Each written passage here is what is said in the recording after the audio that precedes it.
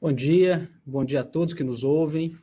Primeiramente, queria agradecer a presença de todos nesse quarto webinar sobre mercado de carbono, nos quais a gente vem discutindo ao longo do mês de agosto todos os desdobramentos em relação às regulações e os problemas e as oportunidades em relação ao mercado de carbono.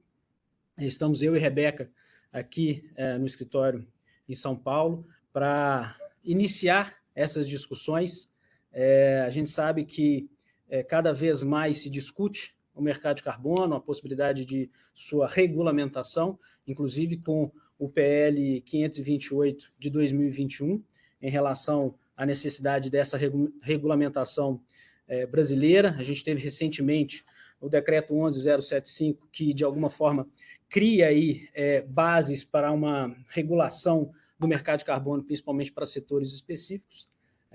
Sou Maurício Pellegrino, para quem não esteve conosco nos 3 anteriores, né, que já estão disponibilizados em YouTube para que vocês possam fazer essas discussões.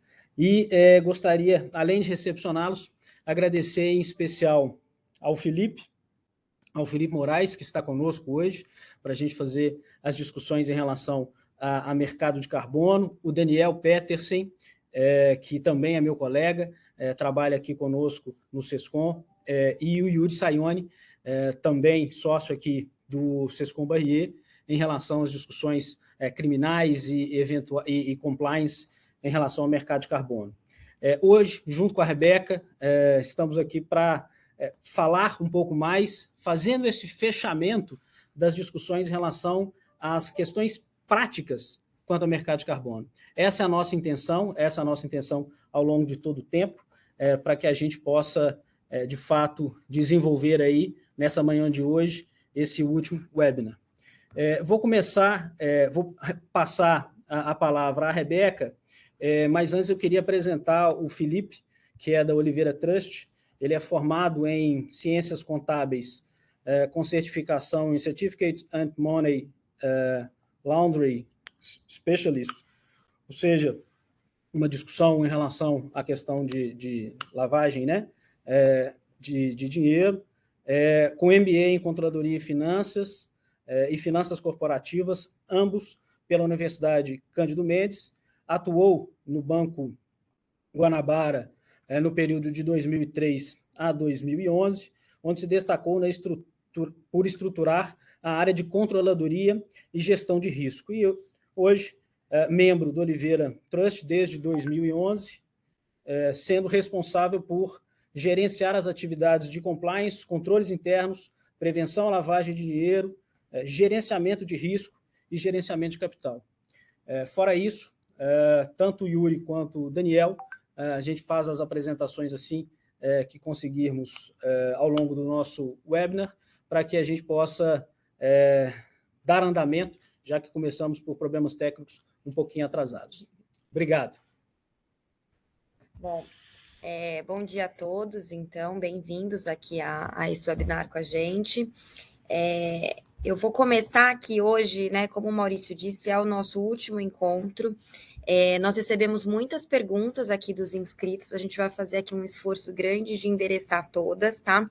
Tem algumas que já foram tratadas nos encontros anteriores, então mais para o final aqui do encontro eu faço para vocês esse endereçamento de qual encontro tem cada um desses temas abordados. Eu passo o link aqui no bate-papo para todos, mas então aqui para começar, sem mais delongas, eu vou começar endereçando o questionamento do Farley. Ele pergunta para a gente qual o conceito de crédito de carbono.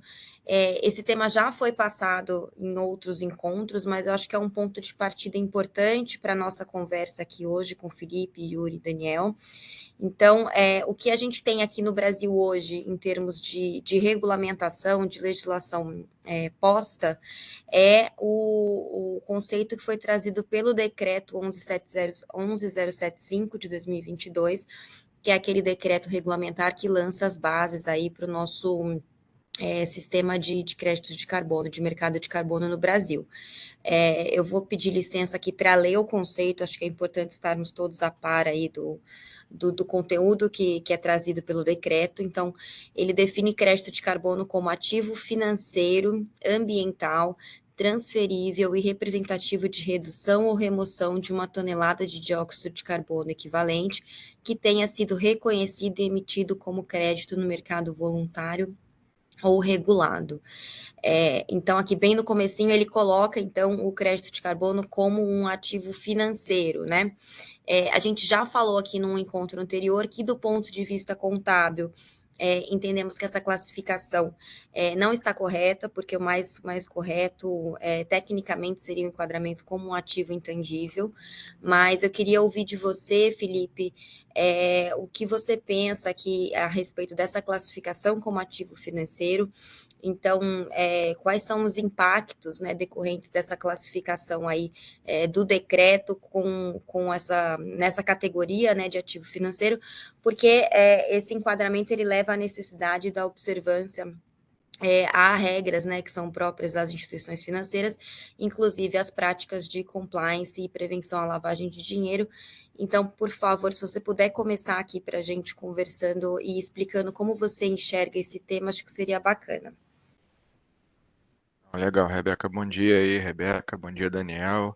Bom dia, Yuri. Bom dia a todos os participantes. Queria iniciar aqui fazendo um agradecimento aí ao Sescom pelo convite, pela oportunidade de estar aqui nesse painel, em especial ao Yuri aí pela confiança e pela oportunidade também de poder estar aqui com vocês hoje.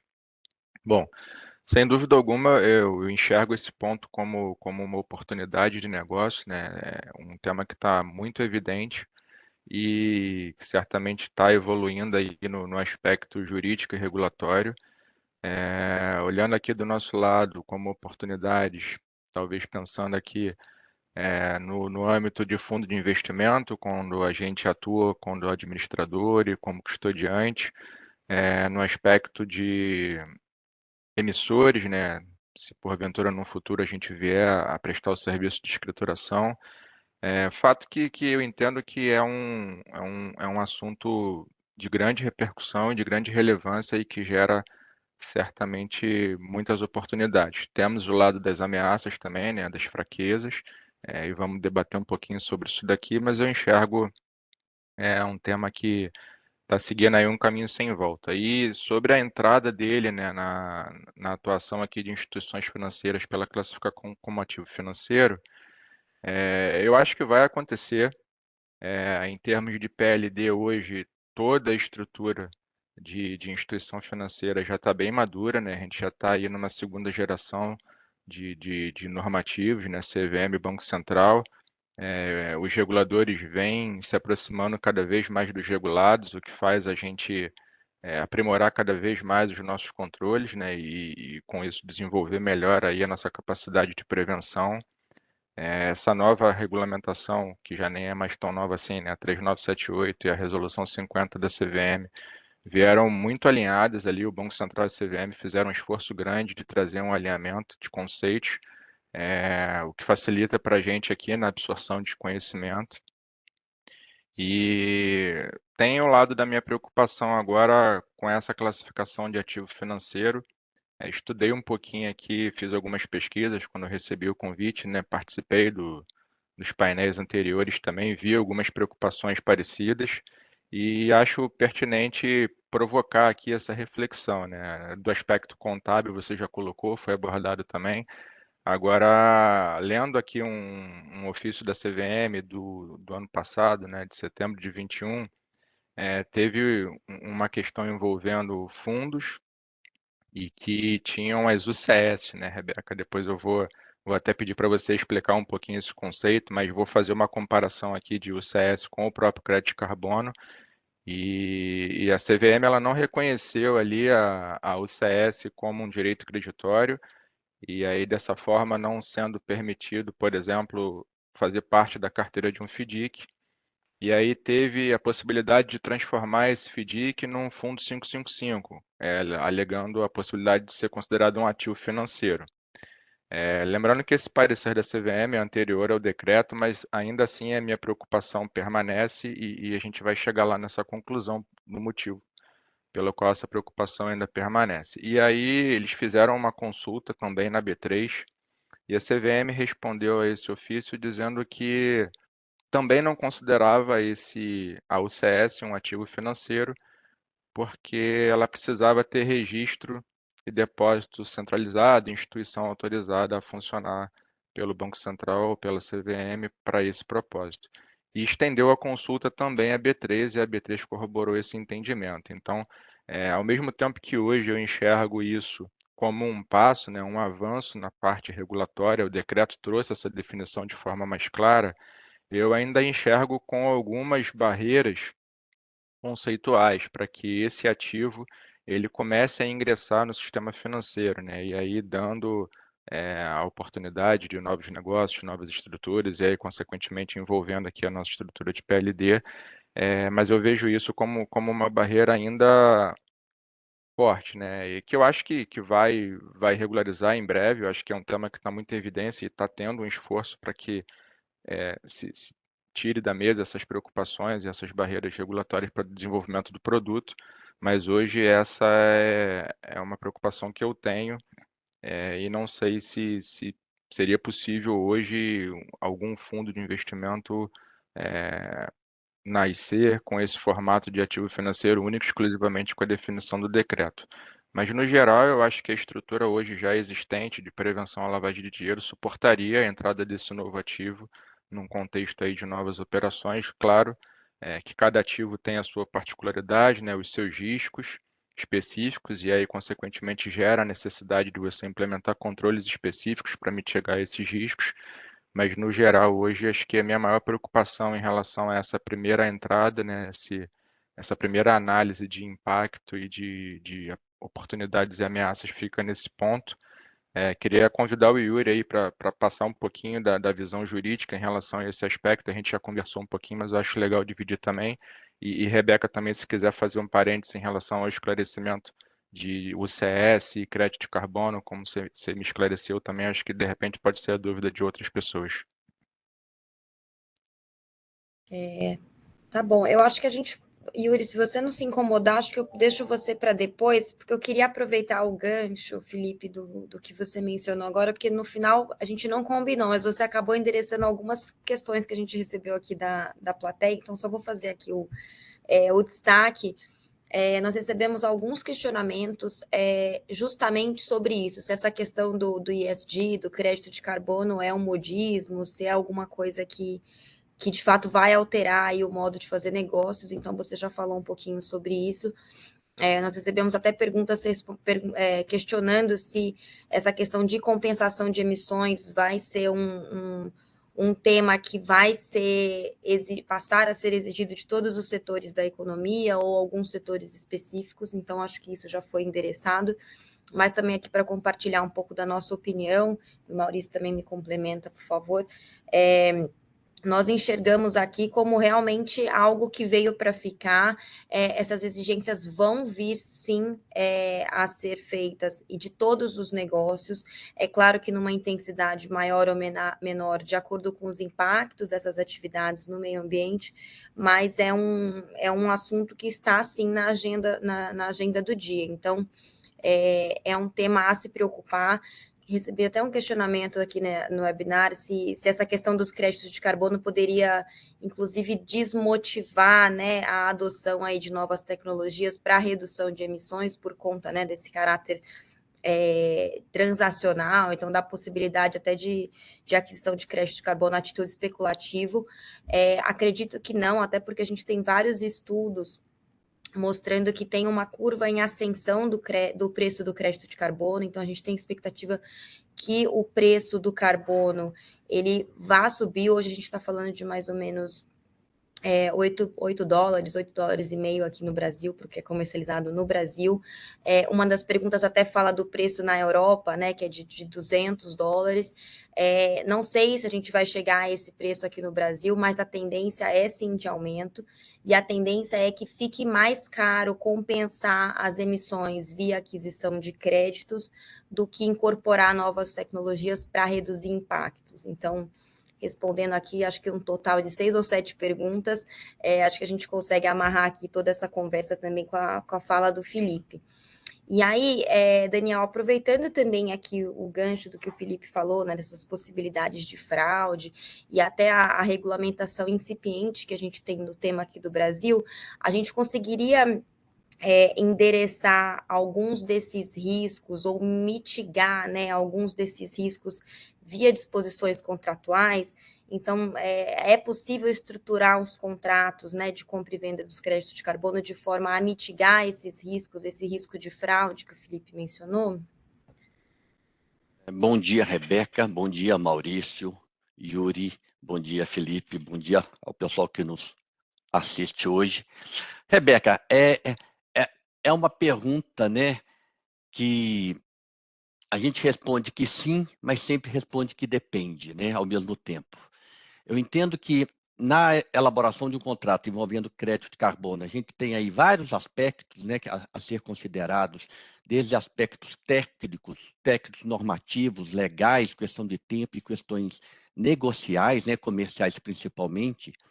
E quando a gente entra dentro dessa questão aí do que a gente pode fazer no contrato para garantir, eu acho que uma das coisas, talvez assim, sem detalhar todas as etapas contratuais, mas um ponto que sempre que às vezes é subjugado nos contratos, mas que ganham relevância, é aquela etapa, aquela parte do contrato que às vezes a gente usa para fazer as declarações de garantias, que por mais óbvias às vezes que parecem ser, né, mas a gente precisa formalizar até porque o contrato ele tem vida além das pessoas que estão presentes naquele primeiro momento. Então é muito importante a gente deixar registrado todo aquele cenário que é precedente como condição e que nos levou a fazer aquele contrato. E uma das coisas que às vezes é importante nessas declarações de garantias, por exemplo, primeiro, né, da existência daquilo que está sendo o objeto do contrato, né, da existência do crédito, da possibilidade da sua transferência e que ele não está sendo aí também vendido mais de uma vez, né? Eu falo isso na vida nossa, a gente já vivenciou, não só não falando de crédito de carbono, mas de outros bens típicos de mercado, até mesmo de imóvel, né? As pessoas, quando agem de má fé, vendem a mesma coisa para várias pessoas. E quando a gente entra no mercado desse tão novo, né, como é o crédito de carbono, ainda que carente de uma regulamentação, carente de uma publicidade dessas operações de venda, né? Aonde é que eu vou consultar se aquele crédito que eu estou comprando já foi vendido ou não, né? Eu acho que talvez a gente, pelo menos entre partes, eu acho que a parte do contrato que a gente deve ter muita atenção com esse foco, talvez, é nessas declarações de garantias, exatamente para desenvolver ali aquilo que está, talvez, na mente das pessoas e que é óbvio e que elas falam, mas formalizar essas questões para que amanhã ou depois, se tiver qualquer questionamento, a gente tenha uma base formal para começar a discutir em cima dela.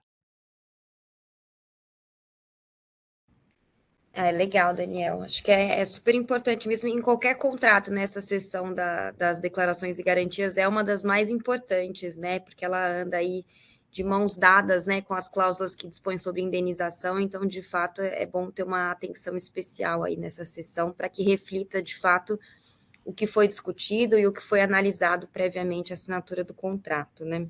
E até complemento, Rebeca, é que as declarações de garantia, junto com aquela etapa que alguns contratos a gente acaba também trabalhando, que é os considerandos, que é exatamente, né, formalizar o cenário do contrato, né, aquele contexto, porque quem pegá-lo para ler e aplicá-lo posteriormente, provavelmente não esteve presente ou não vai lembrar de tudo, né? Então, acho que esse conjunto, né, os considerandos, que é aquela contextualização e as declarações de garantias, eu acho que traz esse conforto e traz, né, esse link aí futuramente para ajudar em qualquer questionamento.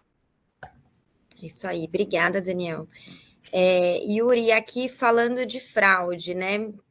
Que acho que é um assunto aqui que despertou bastante interesse dos nossos inscritos, né? Quais são os aspectos criminais que estão envolvidos aqui com o tema? A gente, no Brasil, hoje, a gente tem uma legislação que está atenta a esse tema, ou a gente está aqui diante de práticas criminosas novas e que não foram ainda positivadas e que são ainda desconhecidas pelo nosso ordenamento? Bom, muito bom dia a todas e todos. Rebeca, Maurício, obrigado pelo convite à organização. É sempre um prazer conversar com o Daniel e um prazer maior ainda de aprender com o Felipe, que sem dúvida é um dos caras que mais conhece desse assunto de prevenção à lavagem no Brasil. É que ele é muito tímido e ele não gosta de divulgar o quanto que ele sabe, mas eu fico feliz dele ter aceito esse convite para trocar umas ideias com a gente. Rebeca, eu queria começar fazendo uma citação que eu achei muito interessante, não está linkada com a pergunta, daí a dificuldade que eu vou ter aqui, porque o Daniel fez uma colocação, o Felipe uma provocação, e eu vou tentar abordar tudo rapidinho, sem estourar o meu tempo. O Dan Welch, que é um jornalista britânico, ele escreveu uma seguinte frase: os offsets, eles são uma commodity imaginária criada pela dedução daquilo que você espera que aconteça, daquilo que você imagina que teria acontecido. Eu acho que essa é uma frase que abre o debate para dizer o seguinte: isso é ativo financeiro ou é só um ativo intangível?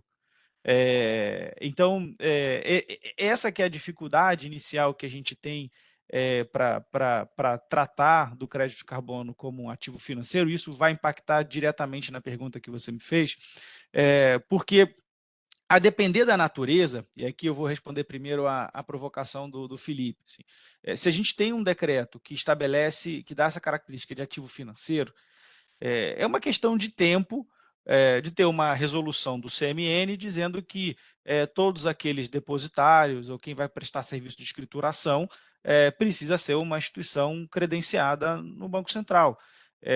Não me parece assim uma coisa. Eu sou mais pragmático, assim, eu gosto de viver menos na incerteza e buscar onde eu quero me amparar.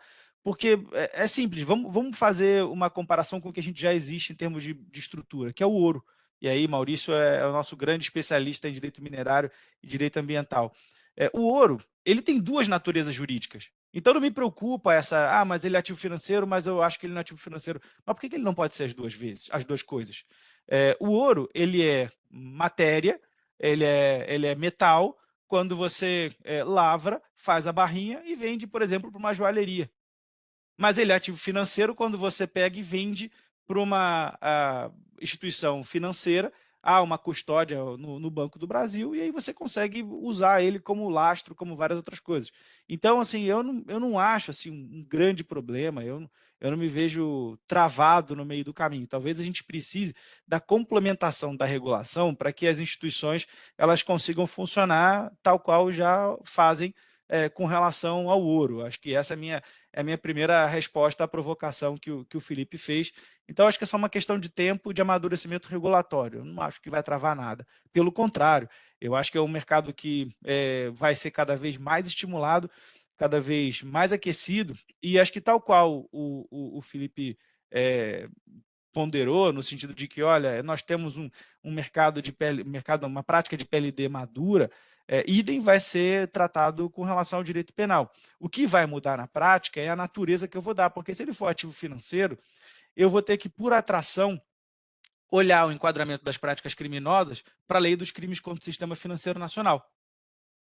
Se ele for um crédito, por exemplo, um NFT, que não tem nenhum aspecto de security, eu vou tratar dentro do direito penal comum, estelionato, um crime de falsidade, enfim, algum tipo de fraude ou outro crime correlato. Então, acho que assim, lei a gente tem. Talvez precise fazer algum tipo de ajuste mínimo, colocar mais uma palavrinha no tipo penal. Acho que por preciosismo. O que a gente tem de legislação é suficiente para entender que se eu vou emitir cotas de fundo que vão comprar créditos de carbono, esses créditos não existem, eu já tenho um crime, tal qual eu teria uma situação em que eu vou emitir uma debênture, tal qual eu tenho uma situação em que eu vou fazer uma securitização, tal qual eu vou contrair um empréstimo e dar esses ativos em garantia. Não muda. O que vai mudar é, sendo ativo financeiro, eu tenho um caminho natural de ir para a Justiça Federal, Lei do Crime contra o Sistema Financeiro Nacional. Se não for ativo financeiro, a gente fica no direito penal comum. Acho que a gente está, por enquanto, bem servido. Mas mais para frente a gente entra em aspectos de tipologia e hipóteses que eu acho que vai ser bem interessante aqui para o nosso debate. Obrigada, Yuri. Enquanto você falava aqui, eu notei que eu não respondi a provocação do Felipe aqui sobre as UCS, então vou fazer também meu parênteses aqui, que vai ser bem curtinho. As UCS são a denominação de um ativo ambiental que foi criado por uma ESG Tech, que chama Grupo BMV. Nós conhecemos aqui o pessoal do BMV, vou mencionar aqui a Gracita, que é uma grande parceira aqui do escritório, mas as UCS são unidades de crédito de sustentabilidade, elas têm lastro, é um projeto bem bacana que eles fizeram, elas têm lastro em CPRs verdes, que são geradas em relação a áreas de reserva legal, de APP, obviamente com vegetação nativa, em alguns biomas, acho que é bioma amazônico, se não me falha a memória, e tem alguma coisa em cerrado. Então, é uma iniciativa bem bacana. Uma UCS equivale a 1 tonelada de carbono. Então, ela tem aí essa similaridade com o crédito de carbono e daí a pertinência mesmo da menção a esse parecer da CVM. Feito isso, Yuri, vou aproveitar aqui essa parte que a gente estava respondendo já dos crimes, e eu queria perguntar para você se você tem conhecimento de algum caso já que tenha gerado repercussões, alegações de crime envolvendo transações de crédito de carbono no Brasil ou mundo afora aí, para você conseguir ilustrar para a gente um pouquinho o tema. Bom, não vi ainda nenhum caso precedente envolvendo práticas de crime no Brasil, mas existem outros mercados internacionais super maduros com relação a crédito de carbono. Então, eu posso mencionar algumas tipologias, algumas situações que já foram mapeadas, inclusive no âmbito da União Europeia. E não vai distanciar daquilo que o Daniel comentou também. Por exemplo, como eu preciso ter uma medição, eu posso ter medições fraudulentas. Então, eu posso ter projetos que dizem que, em tecnologias que dizem que emitem menos e não emitem, aí nós temos casos públicos, né, que envolvem questões de fraude em emissão. Eu posso ter a própria conivência da certificadora em dar declarações falsas para a emissão desse crédito. Eu posso ter situações em que eu tenho relações conflitivas sobre a propriedade. Então, se eu estou falando de direito de propriedade imobiliária com direito de superfície, e eu entrar numa disputa de quem que vai ser o crédito, é do superficiário, é do proprietário, ou então, assim, eu posso ter eventualmente a venda pelas duas pessoas. Eu posso ter até, num contexto de maior expansão do mercado brasileiro, em que empresas, por exemplo, europeias, americanas, vão poder comprar créditos emitidos aqui no Brasil e eu não ter esse track, eu não ter esse número de série, dada não só a natureza fungível, mas talvez o fato de a gente não ter ainda um ledger assim, suficientemente seguro para garantir a individualidade desses créditos. Eu sei que na Europa já existem alguns números de séries, então você pode, inclusive, suspender a realização de operação daquele ou daquele outro crédito de carbono. Então, acho que esse é um ponto muito importante e caracteriza tipicamente um crime de estelionato. Eu tenho situações que eu posso criar uma pirâmide financeira envolvendo crédito de carbono. De repente, começa assim uma grande campanha dizendo, olha, esse é o ativo do momento, invista em crédito de carbono com a minha empresa. E aí o fato da gente não ter esse fechamento regulatório atrapalha muito, porque eu abro uma empresa de fachada, faço um site bonito, tenho um discurso comercial atraente e começo a captar poupança popular para investir em crédito de carbono. E aí, obviamente, eu tenho não só a pirâmide, mas eu tenho situações que eventualmente podem ser só um crime contra a economia popular, que usualmente é a pirâmide, ou situações mais graves até de instituição financeira de fato. E por incrível que pareça, assim, eu vou falar, parece uma coisa assim, ele fez uma associação lógica, nunca aconteceu isso, mas eu digo que assim, tem casos de mais de 10 anos registrados que são situações de cyberattacks para roubar créditos de carbono. Então, igualmente, a gente está tendo esse problema de cyberattacks com NFTs. Já tem registros na Europa do furto por meio de técnicas de phishing, de muitos milhões de euros em créditos de carbono por meio de ataques cibernéticos. Então, assim, isso não é brincadeira. A gente está sempre reforçando a importância disso com os nossos clientes e parceiros. Então, assim, são situações que a gente pode encontrar. E, óbvio, Rebeca, onde há atividade econômica, há espaço para lavagem. Então, assim, sempre que você vai gerar uma coisa que não tem uma certeza necessariamente matemática, ou que os processos para a geração daquela coisa são muito complexos, pouco conhecidos, em que eu posso colocar R$10 e tirar 1 milhão. E aí podem ter situações, por exemplo, não na constituição do crédito, mas hipóteses de manipulação de preços. A gente sabe que existe um mercado voluntário hoje, mas a tendência é que a gente migre para um mercado organizado, igual ao mercado de balcão, igual ao mercado de bolsa. E aí você tem situações de spoofing, de fraude, manipulação de preços ao mercado, e isso claramente pode ajudar não só a mascarar aspectos problemáticos da constituição do crédito, quando a gente tem assim a criação de muitas camadas, você cria uma empresa, transfere para outra, encerra a empresa, situações que você não necessariamente consegue ter um track no mercado organizado, na perspectiva de quem transaciona, mas na perspectiva do organizador do mercado melhora um pouquinho a visibilidade, mas também no mercado voluntário, aí você precisa ter um pouco mais de critério, porque aí você está fazendo uma transação 1 a 1, e as boas e velhas ferramentas de due diligence te ajudam a ter uma visibilidade melhor com quem você está transacionando. Só para não deixar o ponto aqui do Peter sem o comentário que eu queria fazer, o Peterson falou de declarações e garantias, para lembrar também que no canal do YouTube do escritório vocês vão poder encontrar a final do multi que a Camagro realizou. A Camagro é uma câmara de arbitragem do agronegócio e que contou com a nossa sócia Helena Najar Ábido como uma das árbitras da mesa final. E o caso em disputa era exatamente esse: fraude na certificação de créditos de carbono.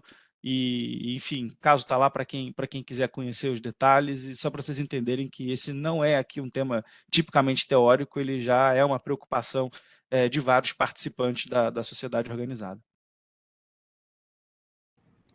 Muito legal a referência, Yuri, é verdade, afinal foi exatamente isso, é um tema muito legal, mesmo eu acompanhei aqui a competição, vale a pena o acesso. E a gente falou aqui de mercado secundário, né? Então, dessas movimentações aí de crédito de carbono no varejo, e de fato o que a gente nota é que é um mercado que envolve muito mais emoção, né, do que percepção de risco efetivamente. Então, de fato, tem essa grande oscilação de preços aí, e é algo a se ter, não se perder de vista mesmo. Felipe, vou passar para você aqui a pergunta que a gente recebeu do Anderson, é um dos nossos inscritos aqui no webinar. Ele pergunta para a gente qual a estrutura básica e os mecanismos de controle à lavagem de dinheiro que poderiam ser usados aqui no mercado de crédito de carbono. Maravilha. Obrigado, Anderson, pela pergunta. Eu vejo aqui com muita clareza, né, com o conhecimento que eu tenho até o momento sobre o mercado de crédito de carbono, que aquela estrutura padrão já com maturidade suficiente de PLD implementada aqui no Brasil já suporta a entrada desse novo ativo, né? Então, o que eu separo aqui de elementos que merecem um destaque, né, numa estrutura de controle de PLD? A política, que é o documento interno que define as diretrizes gerais ali para a instituição seguir, né? A área de PLD e demais colaboradores, todos são responsáveis pela gestão de PLD, primeira, segunda e terceira linha de defesa. A governança em si, né, o comprometimento da alta administração que responde ali por essa implementação e garantia de cumprimento daquela política, pelo programa de treinamento, né, capacitação e qualificação não só do time de PLD, mas de todos os colaboradores, garantia ali de prover recursos computacionais e recursos humanos suficientes, né, para que a equipe de PLD tenha condições de cumprir o estabelecido ali nas diretrizes da política e consiga cumprir em especial o seu papel, né, de identificar operações atípicas e reportar as que forem aplicáveis dos órgãos competentes. A avaliação interna de risco, que foi uma novidade aí pelas novas regulamentações. A gente já tinha aqui, desde 2017, uma metodologia de abordagem baseada no risco. E para mim, em especial, até compartilhando aqui um pouco do lado prático, né, foi uma novidade. Eu, no início aí do estudo das adequações, eu fiquei meio confuso, conflitando, né? Pô, avaliação interna de risco é a mesma coisa que abordagem baseada no risco. Eu tive um pouco esse conflito interno de conceito, mas uma coisa me ajudou muito, e aí, de novo, eu ressalto aqui o esforço do regulador, né? Tanto do lado da CVM quanto do lado do Banco Central, COAF, de divulgar e compartilhar com o mercado regulado a avaliação nacional de riscos. Então, quando eu li esse documento, e diga-se de passagem, é um documento grande, é um documento muito técnico, muito rico em detalhes, a minha cabeça abriu de uma forma que eu consegui enxergar qual era a diferença de uma avaliação interna de risco para uma ABR a qual a gente já usava. Então, quem tiver acesso, eu recomendo a leitura, eu leio com alguma frequência, porque são muitos conceitos e a gente precisa estar sempre relendo para poder manter aquilo vivo, né, no nosso DNA. Então, esse documento foi a premissa básica para a gente escrever a nossa avaliação interna de risco, claro, respeitando as diferenças significativas, né? A avaliação nacional de risco está olhando ali as ameaças, vulnerabilidades e capacidade de prevenção no aspecto setorial, e a gente acabou fazendo essa mesma análise, só que trazendo para o lado institucional, né? Aonde a Olivera Trust atua, quem são os nossos clientes, quais são as nossas operações, quais são os produtos que estão transacionados nas nossas operações, nos nossos serviços. Então, a gente meio que internalizou essa definição de conceitos e conseguiu escrever um documento, na minha opinião, muito bacana. É claro que não chega nem perto da riqueza de detalhes que tem na avaliação nacional de risco, mas eu considero um documento bem robusto para uma primeira versão, tá? Então, destaco aqui a importância desse documento no auxílio para eu implementar essa avaliação interna de riscos aqui na Olivera Trust. A abordagem baseada em risco a gente já tinha desde 2017 de alguma forma documentada, mas ela certamente necessitava de algumas evoluções e que com a inclusão dessa necessidade nas normas aqui no Brasil, a gente, claro, reestruturou não só a documentação, mas como também a metodologia. Vou compartilhar de novo aqui um caso prático. Na nossa metodologia anterior, a gente levava em consideração, sim, os aspectos de perfil do cliente, perfil de risco do cliente, localização geográfica. Mas a gente não levava em consideração os produtos ou serviços que esse cliente utilizava na Olivera Trust. E a gente trabalhou muito aqui, foi um período de, arrisco dizer, mais de um ano de testes, né, de aderência, inclusive, para comparar, porque eu não queria que a gente implementasse uma metodologia nova e que mudasse drasticamente o nosso perfil de risco, porque eu entendo que não seria condizente com a realidade. E em alguns testes aconteceu isso, e a gente, por óbvio, reviu ali a calibragem, né, revisou a calibragem das notas e de cada item que a gente avalia, e foi aos poucos chegando num consenso. Uma outra medida que a gente fez aqui, seguindo até o que veio na avaliação internacional de riscos, a gente usava 3 classificações: risco baixo, médio, alto, que não tem problema nenhum nisso, a norma inclusive fala que minimamente deve se respeitar essas 3 classificações. Mas a gente entendeu como necessário criar a quarta, que é o muito alto. Então a gente conseguiu diluir um pouco as faixas de risco aqui e, consequentemente, melhorou também o controle de alçadas, né? Porque o apetite a risco nosso está sempre ligado à classificação de risco do cliente. Então, risco baixo tem uma alçada para aprovar o cadastro, risco médio tem outra, risco alto tem outra, e muito alto, consequentemente, tem outra.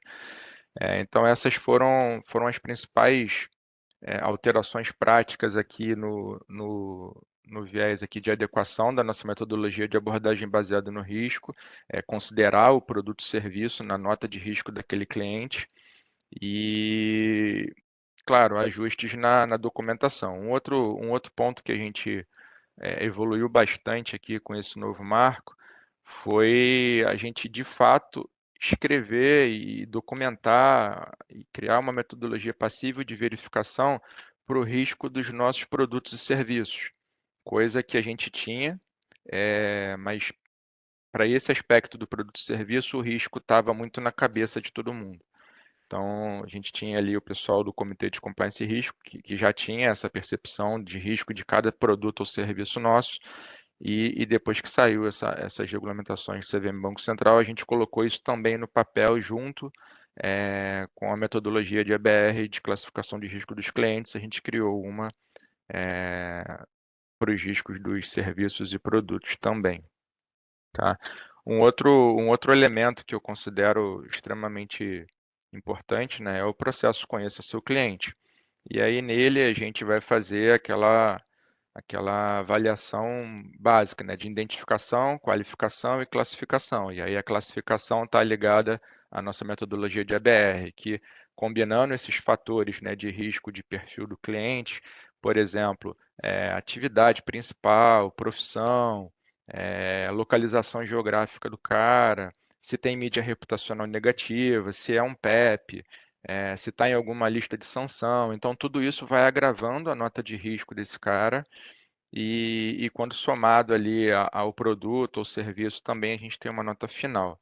Então, o Conheça Seu Cliente, ele é um pilar extremamente forte, né? E olhando aqui também sobre o aspecto do serviço de administração, né? Estou pensando aqui, eu enquanto administrador, meu cliente é um fundo. Então, quando eu estou comprando um crédito, seja ele um crédito privado ou qualquer outro tipo de ativo que pertence à carteira do fundo, a gente sempre olha a contraparte. Então, eu uso de maneira não tão detalhada quanto num processo de cadastro de clientes, mas eu uso a diligência, né, do conhecer seu cliente, ou conhecer seu parceiro, conhecer seu fornecedor ali, nesse aspecto reputacional, por exemplo, no aspecto de sanções, no aspecto de ter tido alguma notícia por condenação, alguma coisa no aspecto de lavagem de dinheiro, corrupção. A gente também olha esse aspecto ainda não sendo um cliente, sendo uma contraparte, tá? E o monitoramento de operações, que ele está interligado com tudo, né? Foi uma evolução que a gente teve aqui internamente também. A gente hoje tem um sistema que ele dá para a gente um dinamismo muito maior. A gente consegue criar as regras de alerta, né? Então, com base na avaliação interna de risco, a gente conhece os riscos a qual a gente está exposto, né? As nossas vulnerabilidades. A gente conhece os produtos, né, que estão dentro dos nossos serviços. Então, cabe aqui o nosso desafio diário, e quando eu falo diário, é um trabalho insano, diário mesmo, de você refinar essas regras, né? Porque você construir uma lógica de uma regra de alerta num monitoramento de operação nem é tão complexo assim. A questão toda é a calibragem dessa regra. Às vezes você cria uma regra e ele vai te gerar, sei lá, 50 alertas no dia. Para alguns pode ser pouco, mas para algumas instituições esse é um número relevante, de acordo ali com porte, complexidade e a equipe disponível. E aí você analisa as 50 operações e não confirma nenhuma tipicidade ou nada relevante. Então, essa regra para mim ela está ruim.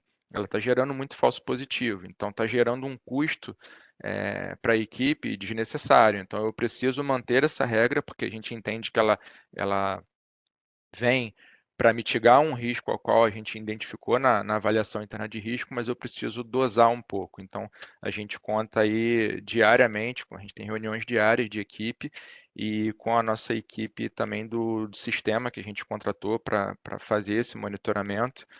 Tem uma equipe de inteligência financeira lá disponível para a gente configurar, né, e discutindo essas questões específicas do segmento de atuação aqui da OT para calibrar da melhor forma possível essas regras. Então, sem me alongar muito e sem tentar passar por muitos detalhes, né, que é um tema que eu acho que a gente ficaria aqui tranquilamente um dia falando sobre cada um desses pontos, eu acho que esses, de maneira bem resumida, são os principais elementos de controle aí numa estrutura de prevenção à lavagem de dinheiro numa instituição financeira, né? Só repassando aqui de maneira sintética agora a política, avaliação interna de risco, abordagem baseada no risco, o processo conheça seu cliente, conheça seu parceiro, seu fornecedor e o monitoramento contínuo das operações. Obrigada, Felipe. Nossa, acho que ajudou muito aqui a gente a aprender aqui sobre o tema.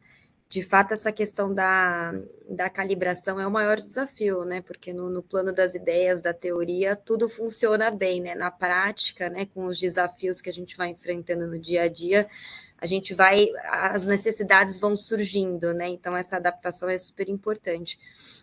E aqui falando de lavagem de dinheiro, falando aqui da nossa prática do ambiental também, porque a hora que começam as operações é que começam a surgir, né, as novidades, e aí a gente precisa atuar realmente para resolver, para adaptar, né, o que foi previsto lá inicialmente. Daniel, o Felipe falou bastante de risco, né? Então, avaliação de risco. Aqui, quando a gente faz due diligence no escritório, né? E para todo mundo que faz due diligence, esse é o terror de todo mundo, assim, pelo menos dos advogados, né, que se dedicam aí a essa prática, porque a gente acaba fazendo uma auditoria muito focada em contingências materializadas. Então, a gente não faz análise de risco. Agora, quando a gente está falando de projetos de geração de crédito de carbono, o que essa due diligence envolve? Quais são aí os controles possíveis de ser feitos? Quais são os filtros que normalmente a gente analisa, né, para que as declarações de garantias, para que os considerandos do contrato de fato reflitam aí a realidade desses ativos? O Felipe ia falando aí, eu ia pensando, né? Quando ele comentou, né? Conheça seu cliente, conheça seu parceiro, né? Eu acho que essa é um grande ponto de partida, até mesmo para poder confiar nas informações que serão apuradas. Como a Rebeca falou, a gente trabalha muito com aquilo que está materializado. E muita coisa. Às vezes, alguns riscos não estão materializados, né? Então, esse conhecimento ajuda muito. Na questão das auditorias, que a gente sempre trabalha, né? E pensando aí no crédito carbono, o Yuri já tinha manifestado uma hora no início aí da segunda fala dele, falando sobre a questão também do imóvel, né? Então, normalmente, né, crédito carbono, no nosso caso, né, eu estou ligado ali a um imóvel. Então, a primeira coisa que a gente pensa existe esse imóvel, quão regular ele é, né? E aqui eu faço uma brincadeira, eu como mineiro do interior, né, desde pequeno eu ouvia falar aquela história, né, que algum conhecido lá da cidade tinha comprado um terreno lá no Espírito Santo, lá em Guarapari, que quando foi ver, o terreno era dentro do mar, não existia, né? Não fez a due diligence dele na época, né? Mas na questão imobiliária é extremamente importante a gente fazer o mínimo, que é primeiro certificar a regularidade do registro imobiliário.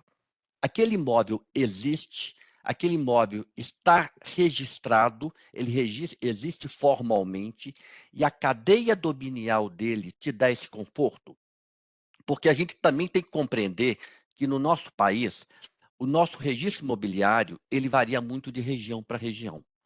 Isso muitas vezes nos gera alguns desconfortos e inseguranças.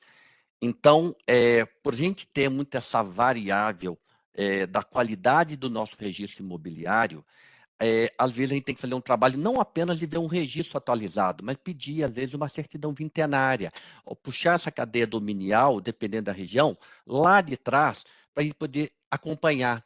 É o imóvel que realmente quem está apresentando aquele projeto tem, né, a competência, tem essa disposição, né, no sentido da disponibilidade de negociar esse contrato que envolve esse imóvel, é a primeira coisa. Eu partindo aí que o imóvel é regular, a pessoa é titular e tem poderes suficientes para isso, eu vou também avaliar se esse imóvel é regular sobre outros aspectos. Sobre os aspectos que estão ligados ao registro. Tem o georreferenciamento? Tem o CAR? Está em dia lá com o seu ITR, o seu SICAF? E aí eu acabo puxando também para a questão ambiental, já que o que eu estou fazendo tem esse viés ambiental, não basta uma mera regularidade também registral. É imóvel que está dentro de alguma unidade de conservação, tem quilombola, reservas legais, como é que estão sendo trabalhadas.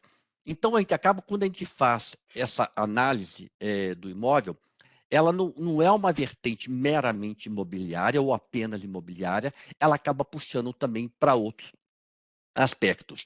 E em regiões do país, por exemplo, a gente depara que muitos imóveis têm, a gente vai ver a cadeia, só imóveis que têm assentamentos decorrentes de desapropriação, né, para fins aí de reforma agrária, que para ter a transferência tem que atender determinadas condições, então a gente tem que verificar, às vezes, algumas normas regionais, né, que foram criadas.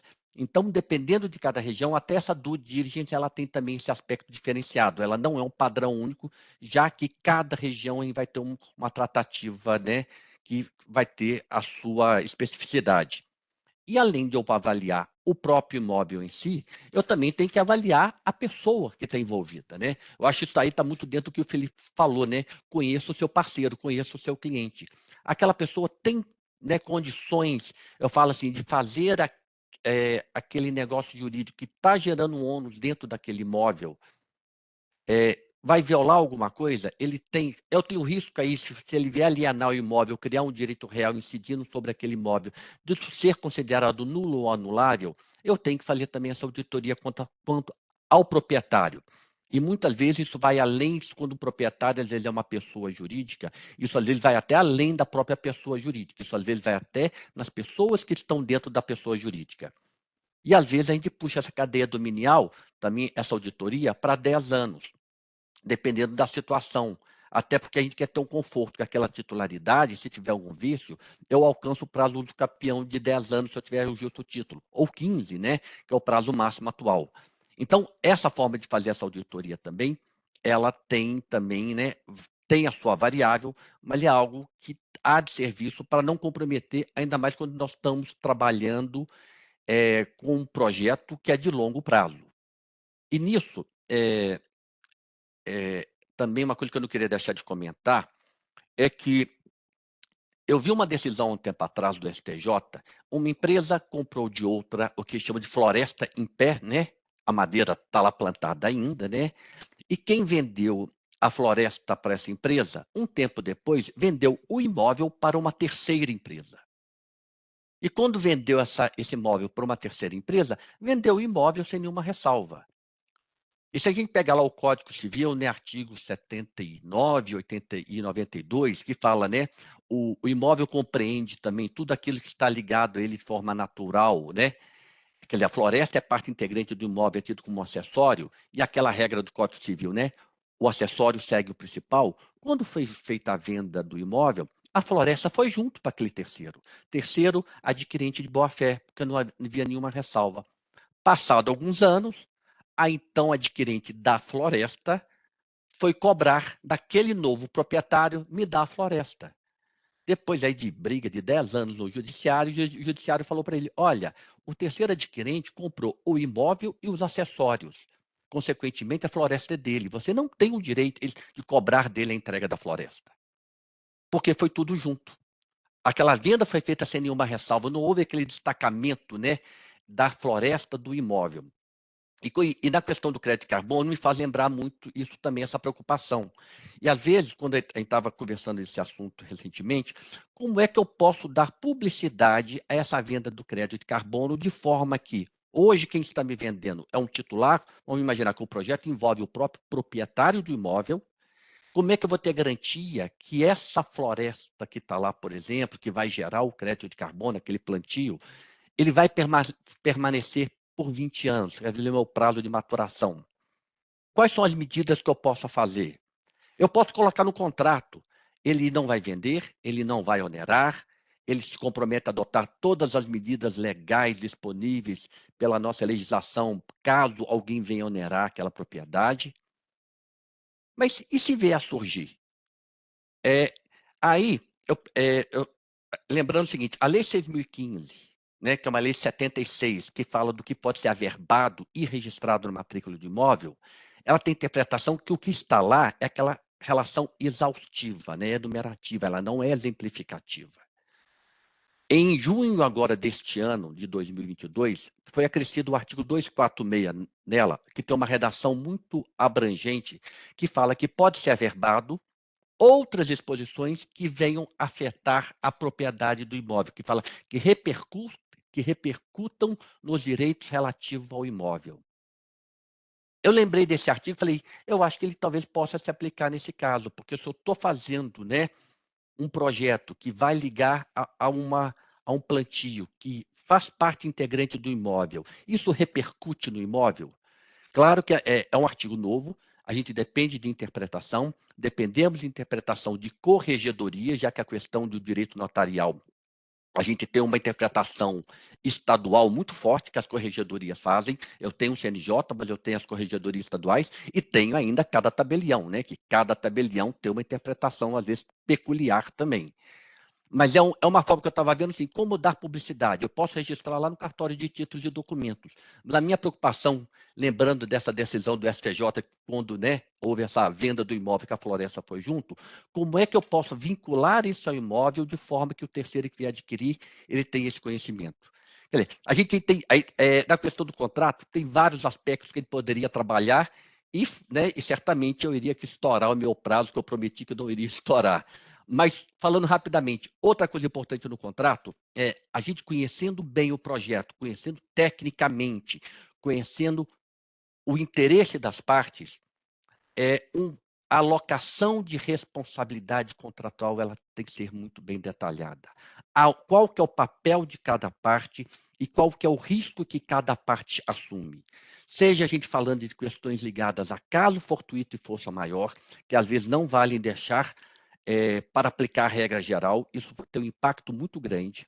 Eu vou regulamentar qual que é o impacto, ainda mais quem sabe, alguns projetos de crédito de carbono têm algum pagamento antecipado até para viabilizar a sua implantação. Então, como é que vai ser esse risco? Quem assume? Quem não assume? Como é que é compartilhado? Se aquilo se perder por culpa de alguém, é mais fácil talvez eu cobrar. Tenho limite de responsabilidade? Não tenho. Se perder sem culpa de alguém, vai ter esse risco, ele vai ser, como diz, aplico a regra geral, mas como é que fica o que eu já paguei? Se vier a perder por culpa de terceiro, até onde uma parte tem obrigação de poder atuar de forma a mitigar aquela intervenção de terceiros? Quer dizer, a gente tem talvez um aspecto aí de responsabilidade, de compartilhamento de risco muito grande, mas que esse detalhamento também vai depender muito, talvez, do apetite de risco de cada parte, claro, vem lá, né, da questão do interesse econômico, né? Quanto maior risco, talvez maior risco de ganho também, né? Essa balança, ela funciona para os dois lados. Obrigada, Daniel. Você acabou já passando a minha próxima pergunta, que não era minha, que era do Renato, que era justamente quais os cuidados necessários aqui ao se elaborar um contrato de compra e venda de carbono. Renato, acho que o Daniel já passou aqui pelos principais cuidados, mas se ficar alguma dúvida, escreve aqui para a gente volta no tema, não tem problema nenhum. Bom, a gente já falou então aqui, né, dos fatores de risco, como fazer essa alocação de responsabilidade no contrato, como fazer esse tratamento contratual do tema. Daí eu vou fazer uma pergunta para o Felipe e para o Yuri, se o Felipe puder começar, depois o Yuri encerra, falando sobre os principais fatores de risco de lavagem de dinheiro que devem ser observados no monitoramento de uma operação de crédito de carbono. Essa pergunta, eu fiz um pupurri aqui das perguntas que a gente recebeu dos inscritos, mas ela está endereçando aqui todos os questionamentos, em especial o que foi enviado pela Cristiane, tá bom? Não, maravilha. Eu vou tentar fazer de forma bem resumida aqui os principais pontos de risco que eu vejo nesse aspecto, tá? E aí depois o Yuri me ajuda aí da gente debater um pouquinho sobre alguns detalhes específicos, mas que eu separo aqui para compartilhar com vocês de preocupação hoje é com relação aqui, em especial no nosso viés fiduciário, né? O nosso DNA de fiduciário. Então, é a constituição, a suficiência e a execuibilidade desse crédito, né? Então, é um ponto para a gente aqui de muita atenção e de preocupação em relação aos riscos envolvidos a esses três pontos. A insegurança jurídica e regulatória, que por enquanto a gente ainda enxerga aqui, eu especificamente, como um gap a ser cumprido, aí, a ser fechado. A validação jurídica, né, da constituição do crédito, a precificação desse ativo, ou seja, como que será atribuído valor a esse crédito, né? No painel anterior, a gente pôde ter a informação ali de que já existe um modelo internacional sendo direcionado ali, que já tem uma referência e tal, mas ainda é muito pequena essa referência. Então, hoje, sob o aspecto de PLD principalmente, superada aquela questão da classificação ali como ativo financeiro, a precificação desse ativo seria para mim um ponto de preocupação grande. O perfil de risco do emissor, então, quem é o emissor desse crédito, né? A parte reputacional, ele tem condições realmente de emitir aquele crédito, quem está certificando aquilo ali.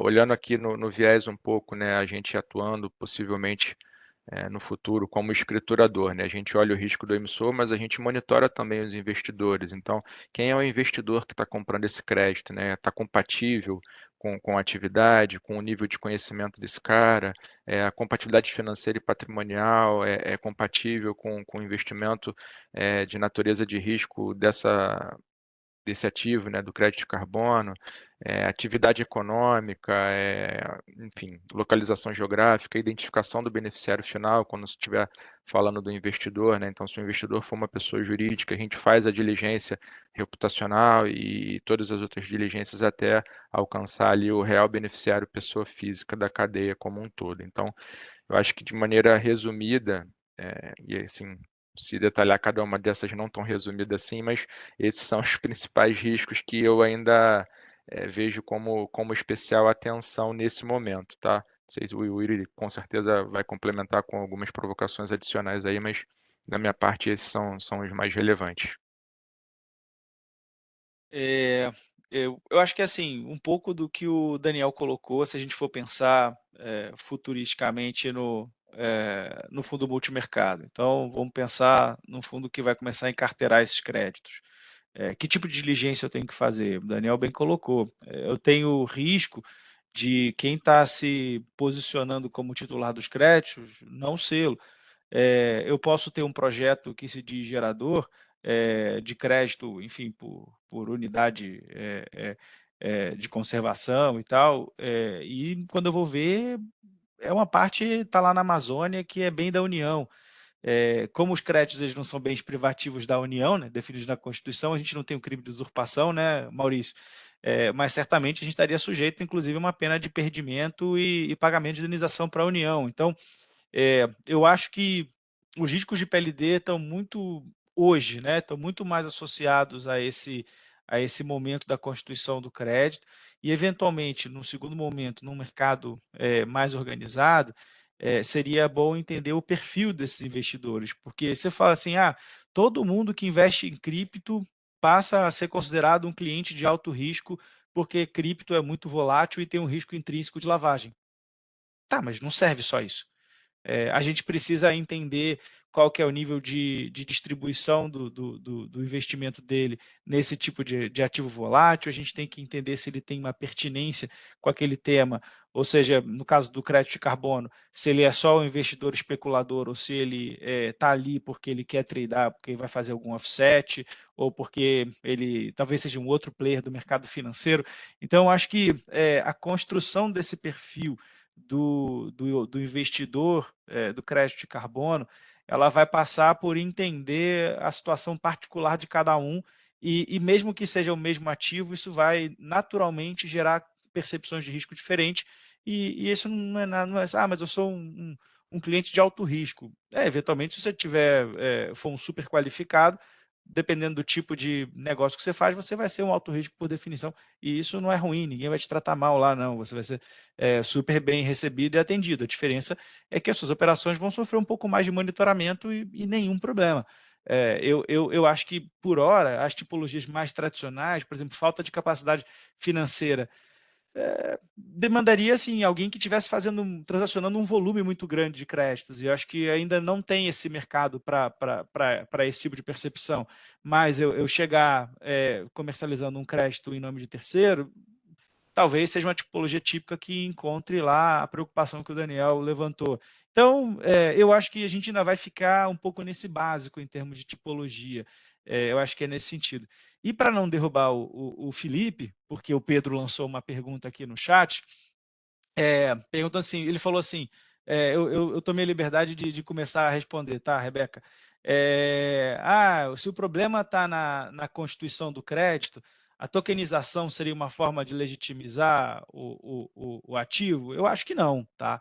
Eu acho que a tokenização pioraria na espécie, Porque o token, nesse caso, sendo o crédito um ativo financeiro, o token ele seria um derivativo. Então, assim, eu estou emitindo um derivativo em cima de um ativo duvidoso.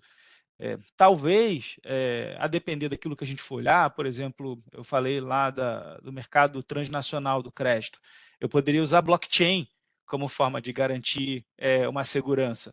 Eu tenho um ledger assim super confiável na atualidade.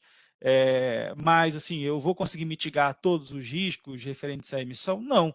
Eu, por perfil de risco da minha casa, eu só vou aceitar que sejam comprados créditos para o meu fundo multimercado que tenham sido certificados pelas certificadoras X, Y e Z, porque são certificadoras que eu reputo de boa reputação.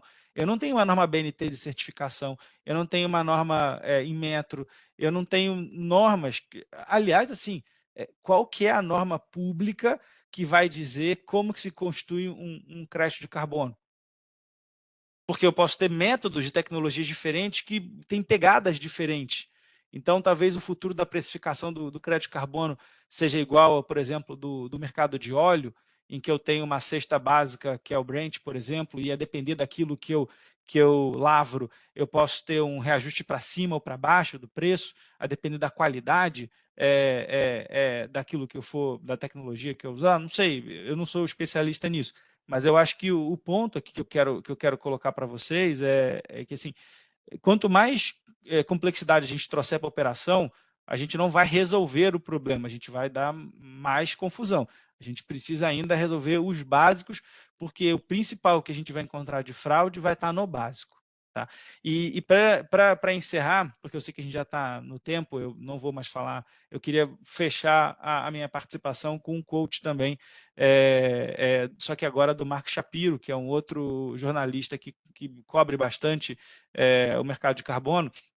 Ele fala assim, ao contrário dos mercados de commodities tradicionais, em que usualmente no curso dos negócios você tem que entregar um bem físico, o mercado de carbono ele é baseado na falta de entrega de uma substância invisível para ninguém. Então, assim, é mais uma complexidade, e aí, de novo, assim, eu sou aquele cara mais pragmático, assim, eu não consigo ver um bicho de 7 cabeças na minha frente depois que eu aceitei que existe token e NFT, que existe cripto, lastreado em nada. Então, assim, se eu já aceito isso, por que eu não posso aceitar o crédito de carbono no meu coração, entendendo que o crédito de carbono está associado a uma coisa legal no fim do dia, enquanto outros ativos não estão associados a necessariamente nada, né? Por trás. Então, acho que é assim que eu queria encerrar minha participação e agradecer bastante a oportunidade de conversar sobre isso com você. Obrigada, Yuri. Eu vou só fazer aqui um adendo também na resposta, não vou perder a oportunidade, Pedro, de comentar aqui também o tema. Acho que quando a gente fala, né, de riscos envolvendo crédito de carbono, a tokenização ela resolve a história da rastreabilidade do crédito. Então, assim, o que foi feito com o crédito após ter sido transacionado. Então, quem é o custodiante atual, o que aconteceu com ele foi aposentado, não foi, continua ativo. Riscos quanto à validade e construção do crédito é o que o Yuri endereçou. A gente tem lá as certificadoras, né, que seguem já os padrões que já são mais aceitos pelo mercado. Então, por exemplo, a gente tem o padrão Verra, que é o mais aceito hoje. Um crédito certificado com o padrão VCS, ele tem um risco muito baixo envolvido em relação à validade e constituição. Então, só para fazer essa diferenciação, que a tokenização ela é posterior à constituição, à emissão do crédito de carbono. Ela diz respeito muito mais ao caminho que esse crédito faz pós-emissão do que a essa fase anterior. Daniel, eu vou passar a palavra para você aqui, para você fazer o encerramento. Aí só também com essa... Né, com o intuito aqui de trazer esses temas que são muito etéreos, né, mais para a realidade, eu queria só que você, por favor, concluísse aí a sua participação, dizendo se a gente pode comparar, então, esses contratos envolvendo aquisição de crédito de carbono com aqueles contratos que a gente vê muito, né, de safra futura de grãos, então, se tem alguma similaridade aí com o tema. E aí, feito o encerramento da sua participação, a gente já passa aqui para o encerramento do Maurício. É bem lembrado, Rebeca. Os contratos de crédito de carbono, né? A gente tem lá no Código Civil, né? Não de 2002, mas já vinha pelo menos do 16, os contratos aleatórios, né? São os contratos de risco. Como já lembrei dos contratos de compra de safra futura. Para mim, os contratos de crédito de carbono, em que pesa essa ausência de regulamentação e ter talvez umas variáveis ainda, mas para mim eles têm essa grande similaridade, porque são contratos que têm como risco a própria existência do objeto contratual em si, né?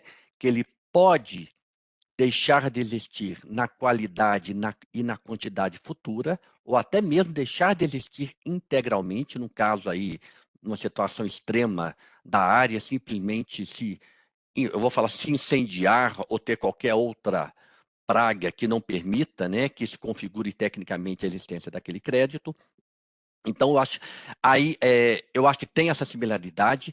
A gente pode aproveitar um pouco até dessa doutrina e jurisprudência que tem, dessa experiência que tem com os contratos aleatórios, né, para trabalhar um pouco em cima dos créditos de carbono, mas também pegar essa experiência e talvez para tentar mitigar os riscos e aquilo que eu comentei antes, do compartilhamento de risco entre as partes, de forma que fique muito clara, a gente tente talvez trazer para cada caso concreto a regulamentação, aquele compartilhamento de risco que mais atenda as partes.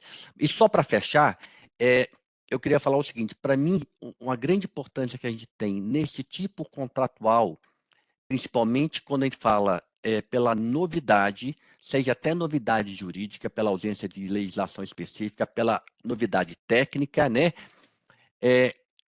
Eu vejo como extremamente importante o envolvimento, né? Eu vou falar do empreendedor, daquele responsável pela área técnica em si, que vai entender sobre a criação do crédito de carbono ou não, e a questão da parte legal. Eu acho que nós, da parte legal, temos um papel de ser o grande questionador, de fazer as perguntas difíceis e chatas, para que a gente consiga adaptar esse instrumento contratual àquilo que o empreendedor quer, mas àquilo que o técnico também entenda que é viável, né? Que permita criar essa estrutura que dê confiança às duas partes, não só ao adquirente, mas também, né, ao vendedor também do crédito de carbono. Obrigada, Daniel. Felipe, aqui ficou por último, mas não menos importante, aqui nosso convidado especial aqui do dia. Por favor, se você quiser fazer aqui uma última fala aqui, daí a gente faz o encerramento em seguida.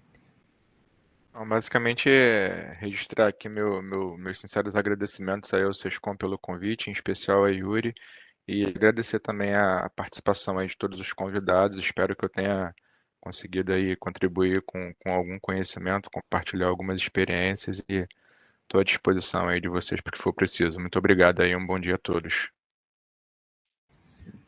Bom, gente, queria agradecer a todos que participaram, agradecer em especial Felipe, Daniel e Yuri com as suas ponderações, convidar a todos, nós colocamos aí no chat os eventos anteriores, né, os webinars anteriores, em que a gente discute oportunidade, como fazer, como gerar esses créditos de carbono, discussão em relação à natureza jurídica, à tributação, quando a gente fala também no terceiro, sobre tokenização, blockchain, como fazer essa cadeia funcionar da melhor maneira possível e fazer essa rastreabilidade, a importância dessa rastreabilidade, inclusive com algumas discussões que poderiam abranger aí um debate que a gente pode fazer posteriormente em relação se esse mercado não seria, de alguma forma, uma maneira em que você permitiria que as empresas não viessem a fazer o dever de casa específico de redução dos carbonos, e eu acho que não, na verdade,